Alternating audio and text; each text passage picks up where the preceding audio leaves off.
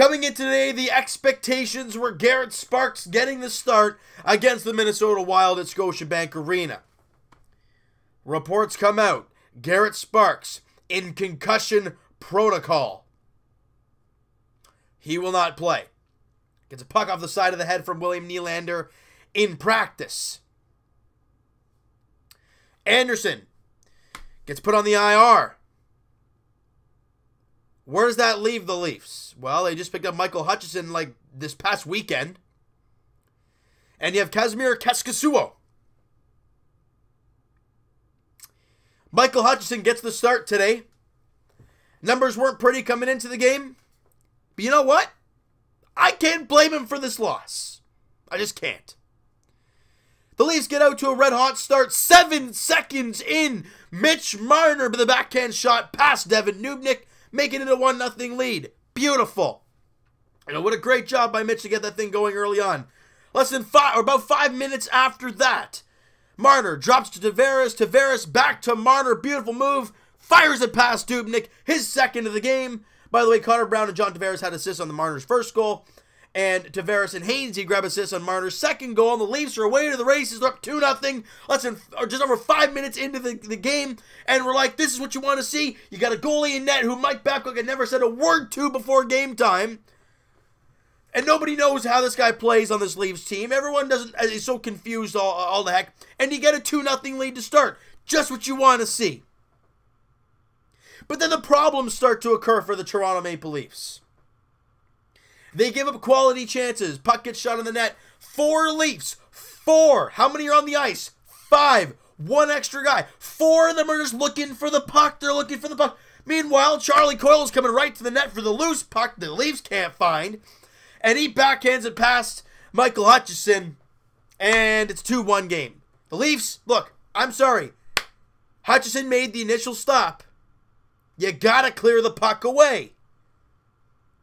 They did not on that first goal, and they cut it in half. It's 2-1, but it's okay. It's 2-1 after 1. The Leafs get outshot 19-10 in the first period. However, you're leading 2-1. We've gotten used to seeing this kind of stuff, don't we, Leaf fans? Where we outshoot the other, or we get outshot, yeah, we have a lead. We've gotten used to that. Well, that'll come in a full circle in a little bit here.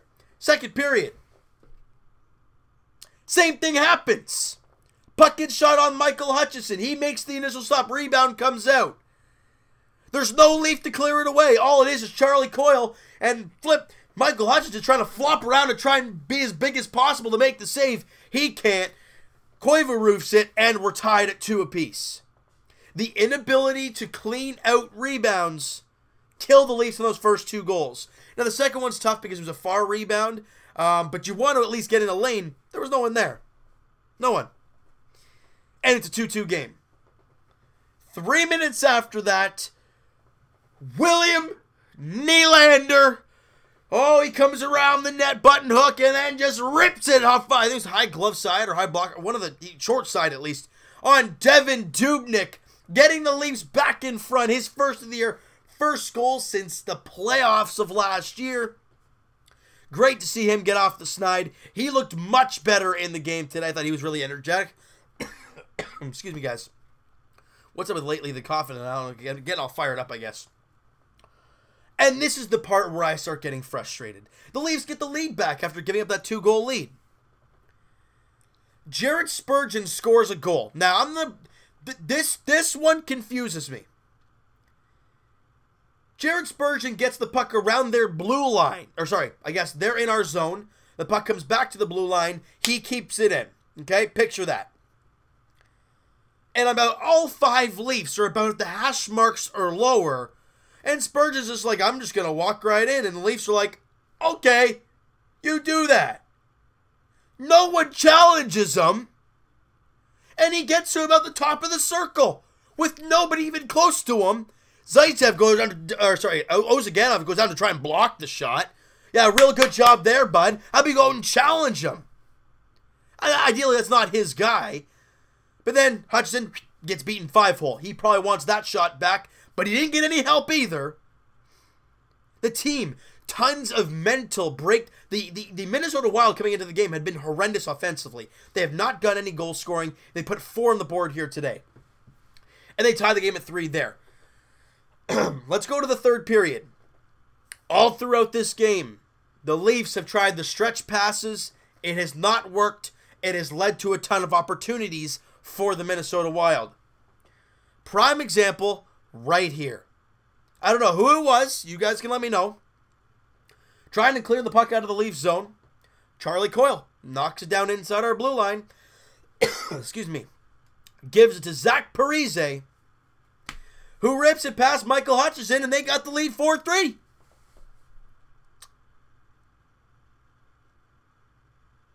And the funny thing is, the Leafs don't score again the rest of that period, and they lose the third period 1-0. Now, James, what were the shots on goal in that period? Oh, okay, let me have a look there. 19-4 in favor of the Leafs, yet they couldn't score, and when they were outshot 19-10 in the first period, they outscored them 2-1. Yes, outchanced in the third period, they did. Yes, they had more power plays, and with the empty net, yes. But 19 shots means dilly squat when you don't score in the back, when you don't get the puck in the back of the net. So if I had to grade Michael Hutchison's first game as a Leaf, I'd say he did pretty damn good. I thought rebound control was pretty good. He didn't get much help in front of him. As well, you know, he had never basically talked to any of these guys before that yesterday or this morning. This Leafs team is in a really, really tough spot. The goaltender depth this team had all last year, we all knew coming into the season with losing McElhinney and Calvin Pickard, however the heck you want to pronounce his name, it was going to be a thin goaltending tandem. However, I don't think any of us expected Garrett Sparks and Frederik Andersen to go down, but that's why you have goalie depth in case that happens. The Leafs do not. And look at the situation this team is in. We have no idea how bad that groin injury is for Frederik Andersen. It's bad enough that he landed on the IR.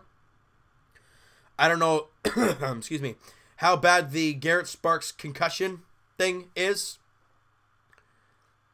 And even with Garrett Sparks in, do I trust him or Hutchison? I don't know. Hutchison's had the more NHL experience if you want to go off of that. But for this Leafs team, they got to play better defensively because they don't have Frederik Andersen right now. It's the simple plays. It's the mental plays that continue to haunt this team. And that's the part where we get so frustrated, is watching the long outlet pass get broken up and then they score off of it. Or, watching, watching them not being able to clear out a rebound. Like, those are just the hair pullers. Look, watching the Minnesota Wild play defense, it was actually nice to watch. They're a team that has a boatload of defensemen. If I'm the Leafs, I look at a guy like Jared Spurgeon. I would absolutely adore having a him or a Jonas Brodin or any guys like that. And anybody can say, well, I want Matt Dumba. Well, first things first, he's out for 3 months. Second of all, they won't give him up. But Jared Spurgeon is a guy I would really keep an eye on. I mean, I don't know points-wise how he's even doing this year. That's his 20th point, actually, with that goal there today. But it's not even the points that really matters. It's the sound defensive play that he has. And look, it's not like the Leafs didn't get their opportunities. They got gifted 2 power plays in the last 10 minutes of the game, or last 15 minutes of the game. They couldn't bury it. The Leafs were 0 for 4 on their power plays. Did they get a lot of shots in those power plays? Yeah. But they didn't score. And I do have to say, Austin Matthews looks a little off. With the shots that he's usually going bar down or sniping chopped cheese with it, he's firing it over the net. Couple chances late in the game, he's got little tap-ins in the side of the net, and he taps right into the goalie, or doesn't get much wood on it really.